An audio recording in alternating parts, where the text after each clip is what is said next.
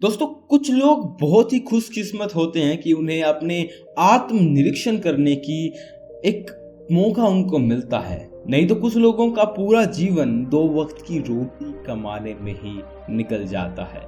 अपने लिए उनके पास समय ही नहीं बचता और वही जिम्मेदारियां निभाते निभाते आदमी इतना थक जाता है कि जिंदगी एक बोझ लगने लगती है। उसमें उसको कुछ मजा नहीं आता, कुछ उमंग, कुछ उत्साह, जोश जिंदगी से गायब हो जाता है। लेकिन आदमी हमेशा से ऐसा नहीं होता।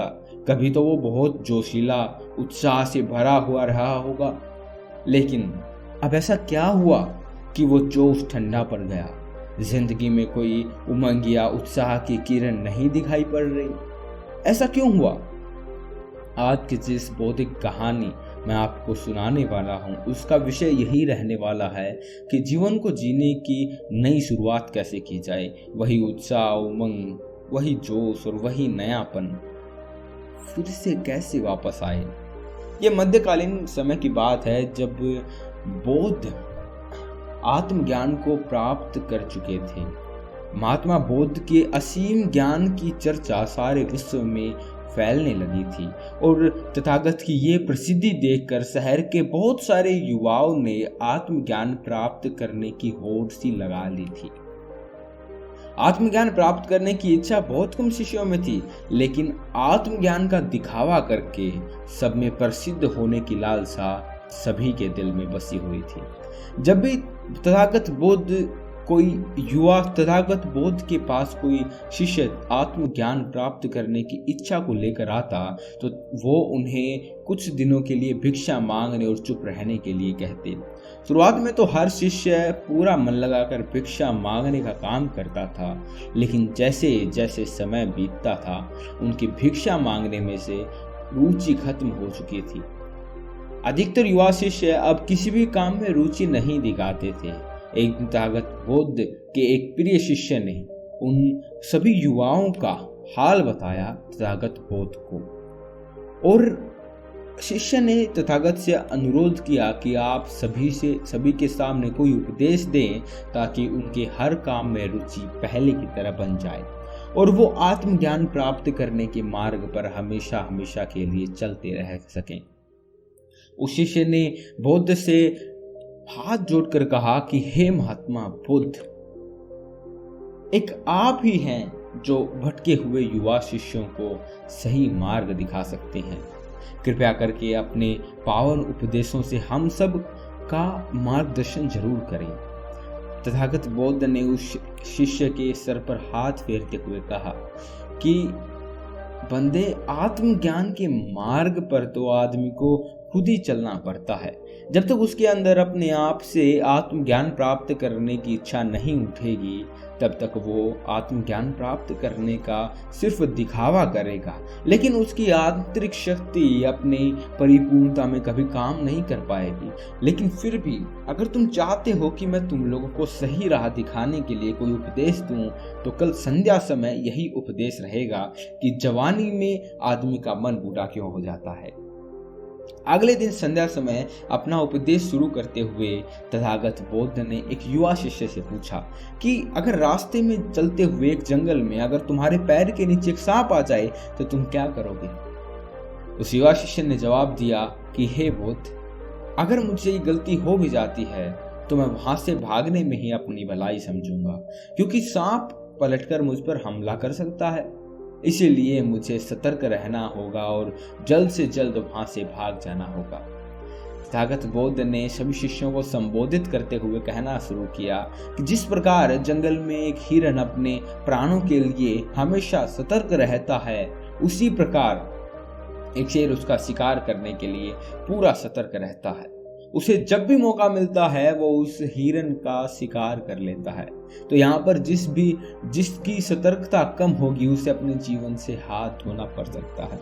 या तो हिरण मारा जाएगा या फिर शेर भूखा मर जाएगा। मजे की बात यह है कि उस शेर और हिरण को प्रतिपल सतर्क रहना होगा। अगर उनमें से कोई भी एक पल के लिए भी चूका तो वो अपनी बाजी हार जाएगा। लेकिन हम मनुष्य कभी भी ये नहीं सोचते कि कभी कोई सांप या कोई भी चीज़ जो हमें हार्म कर सकती है हमारे पैर के नीचे आ सकता है। इसलिए हमें सतर्क रहना चाहिए। हम अपना हर कदम पूरी बेहोशी के साथ उठाते हैं, क्योंकि हमें हमेशा ये लगता है कि हमारे पैर के नीचे कंकर भी नहीं आ सकता, तो सांप तो बहुत दूर की बात है। इसलिए हम धीरे धीरे बेहोशी की ओर चले जाते हैं।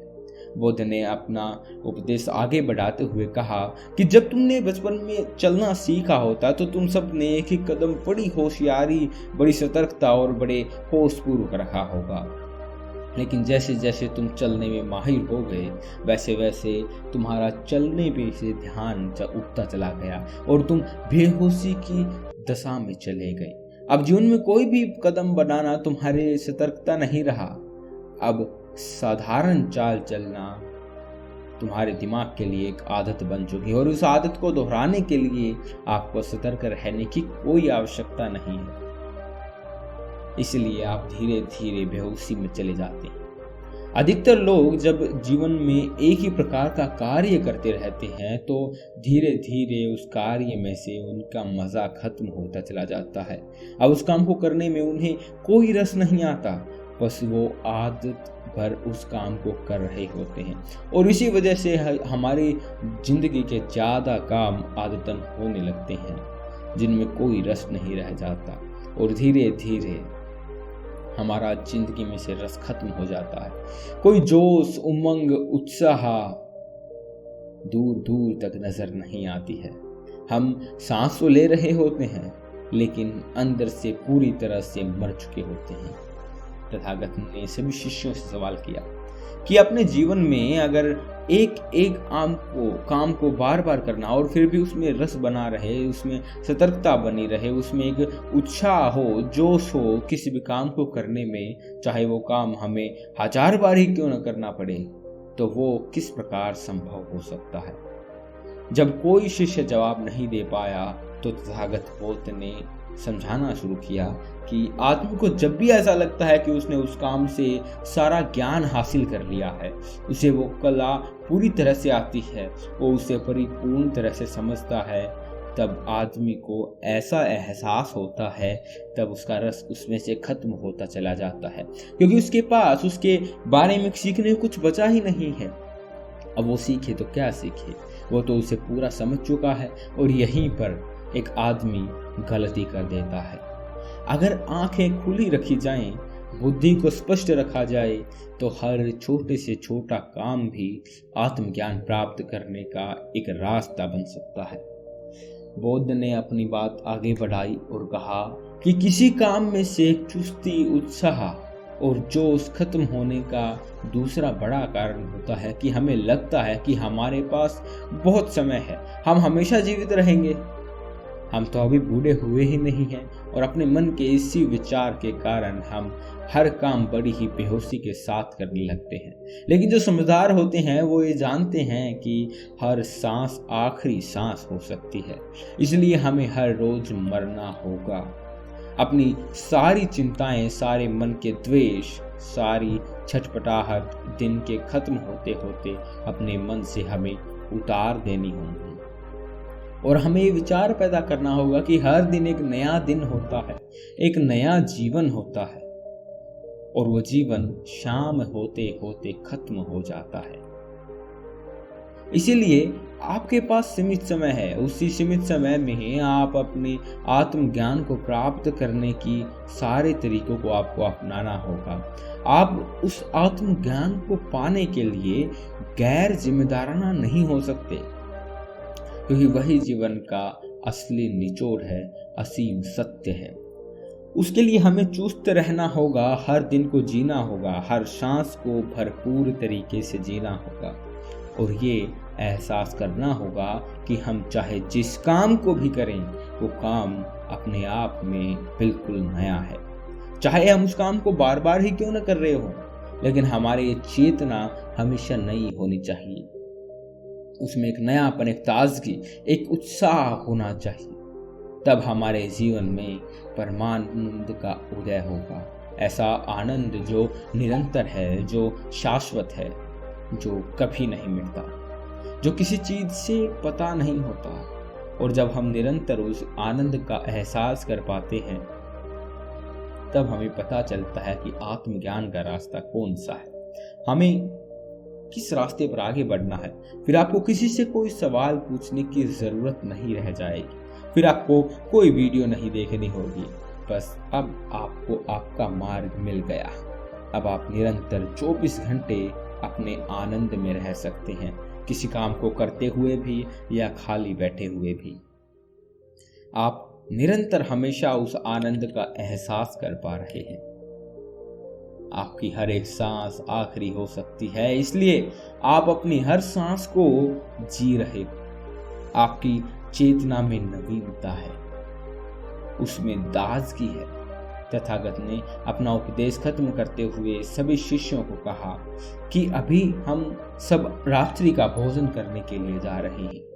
भोजन तो हम रोज करते हैं, लेकिन आज से भोजन का हर टुकड़ा हम इस प्रकार महसूस करेंगे जैसे हम पहली बार उस टुकड़े को अपने मुंह में ले रहे हैं, और इससे आपकी चेतना नवीन होती चली जाएगी, नई होती चली जाएगी। हर काम में इस प्रयोग को अपनाओ और आप पाओगे कि आपके शरीर के बूढ़ा हो जाने पर भी आपकी चेतना एकदम नवीन है। आपकी आंखों में कोई थकावट नहीं है, बल्कि उसमें एक आश्चर्य है, एक उत्साह बना हुआ है। इसके बाद तथागत बौद्ध ने और सभी शिष्यों ने रात्रि का भोजन करने के लिए भोजन कक्ष में पहुंच जाते हैं। तो दोस्तों, कैसी लगी ये कहानी आपको, हमें कमेंट सेक्शन में जरूर से ज़रूर बताइएगा। और ऐसी ही कहानियाँ हम इस चैनल पर लाते रहते हैं, तो कृपया करके इस चैनल को भी सब्सक्राइब कर दीजिएगा। हम मिलते हैं आपसे अगली वीडियो में। तब तक के लिए सुखी रहिए, संपन्न रहिए।